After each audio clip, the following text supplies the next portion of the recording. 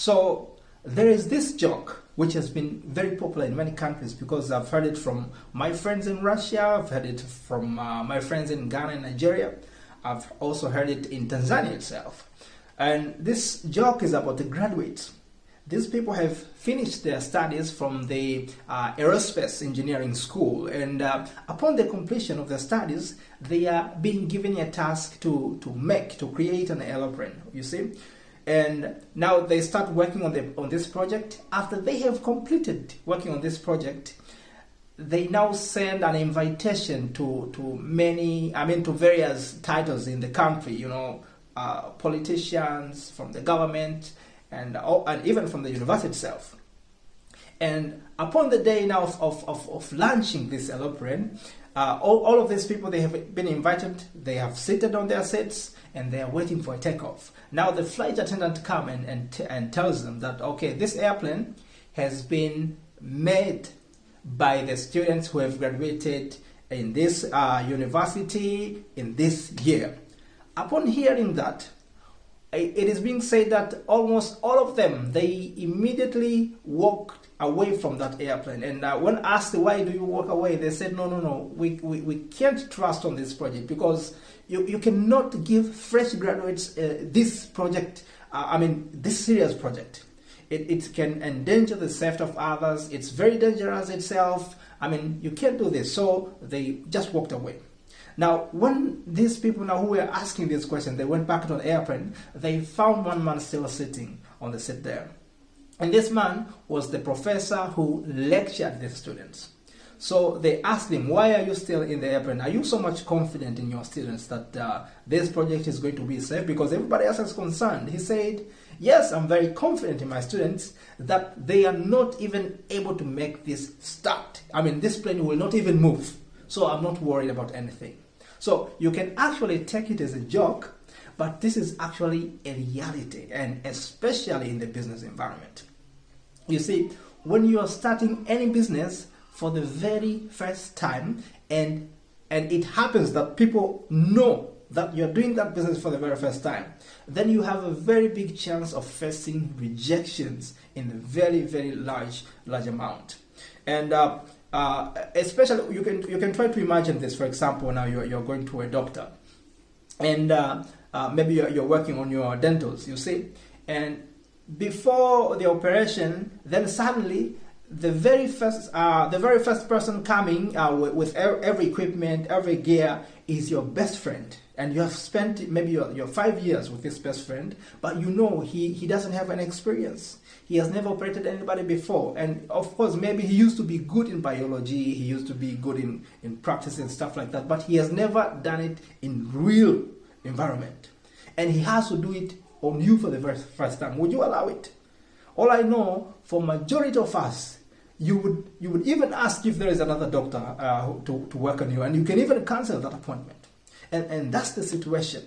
And actually, it's one of the reasons why many businesses tend to fail within the period of 3 to 5 years, because in this time, and so long as people know that you are doing this business for the very first time, nobody shows up. Everybody wants to watch from far. They need to show you, they need to see if you're real for business, you see. So everybody is staying aside, but you have to keep on investing your money, investing your time, investing other resources, and it costs you so much. And actually also, it also answers like why also those people who you consider close to you, let's say best friends or close relatives, they normally are the first persons to distance themselves from you when you announce that now you are getting in business seriously. And I'm going to give you the reasons why this happens.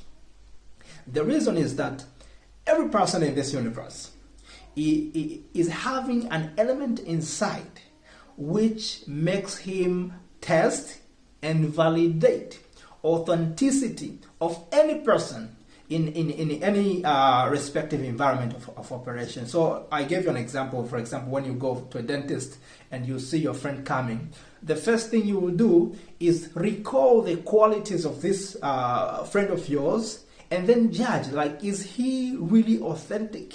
Is he really deserving to operate on me? So you would judge based on that, and then you would decide, no, I'm not going to allow him to operate on me because I don't think he's capable of doing that. I need an experienced doctor. And the same thing, it happens in business. So actually, and this is what makes it even harder for your best friend to be your first customer, because your best friend knows your limitations. He knows your habits, your behaviors, your attitude.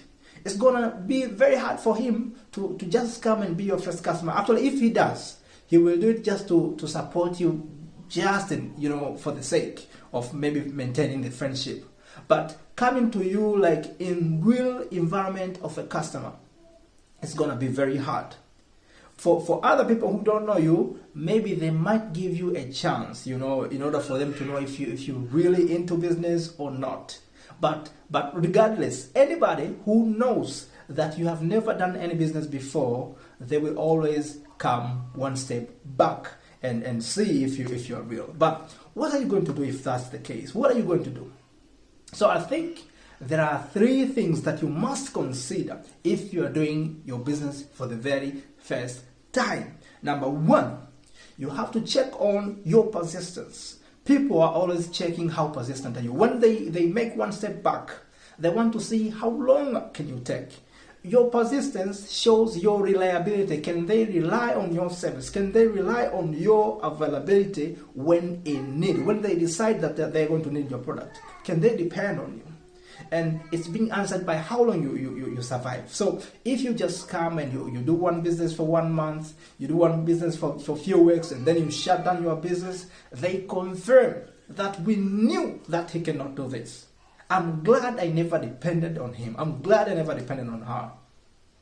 This is what happens. So you've got to be able to do your business as long as it takes. And I've actually read some of the reports. They say for a business to start to show any fruits, it can actually take more than 10 years.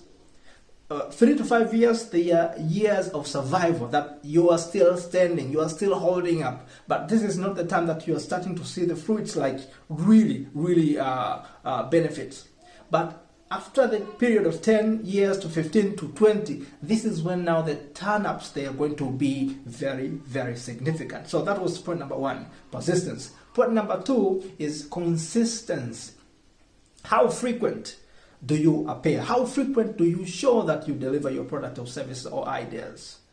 There are some other people who would be available today, tomorrow they are closed, after 2 weeks they open up again, after 1 week they close, after 3 months they open up again. So you can't really know that is he really in business. Like it's like he's just testing. It's like he's not sure.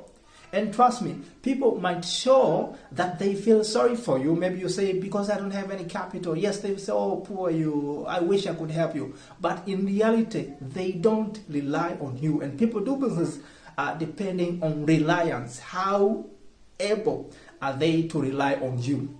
And they rely on you once you have shown that you are able to appear according to your definition. So even if you appear once in a month, you have to show them, you have to define yourself that I do my service once in a month. So come on 15th of every month, you'll find me here.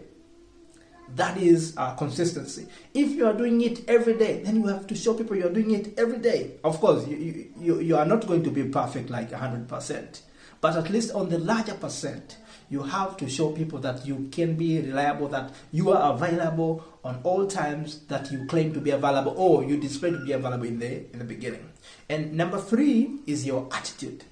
What kind of an attitude do you display as you do business? As you are facing rejection, as you are facing a barrier, what do you do? I love the words of this song. It's a very, very old song. It was sang by these people. They call themselves Uliankulu Choir. They sang it in Swahili, actually. I don't remember where they come from. Maybe they're coming from either Tanzania or Rwanda. I don't remember.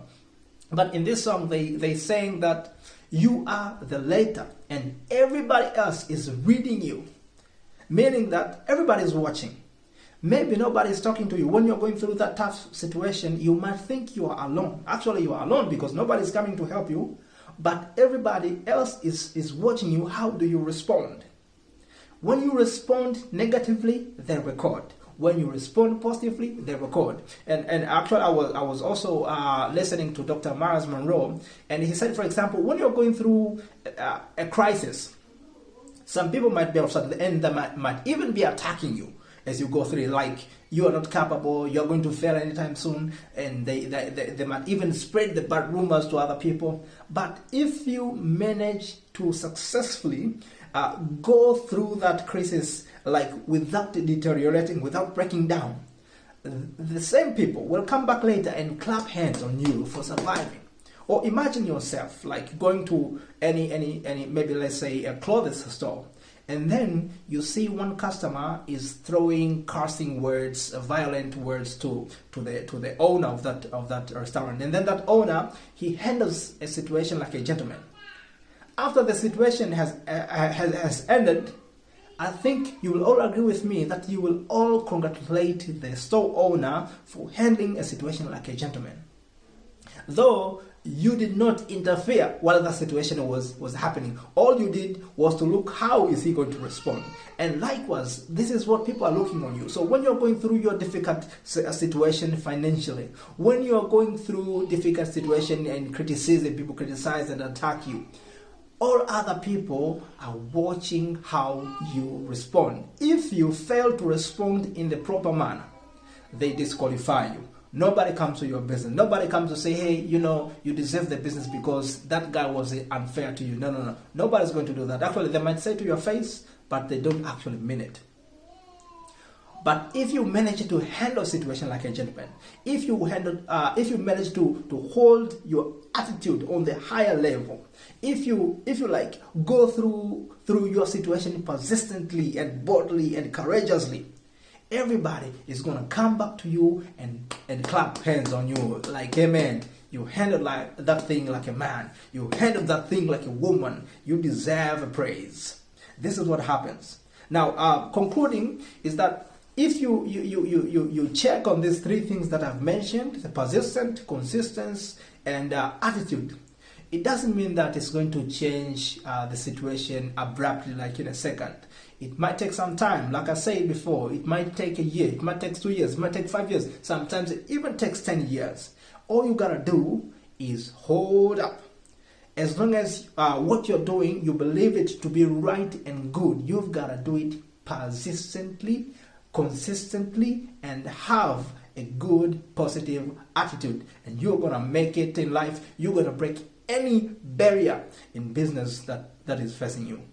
Thank you so much for listening, and I hope this message will be useful to you, will move you from one place to another higher level place. Thank you so much for listening, and I wish you a wonderful time. Bye-bye.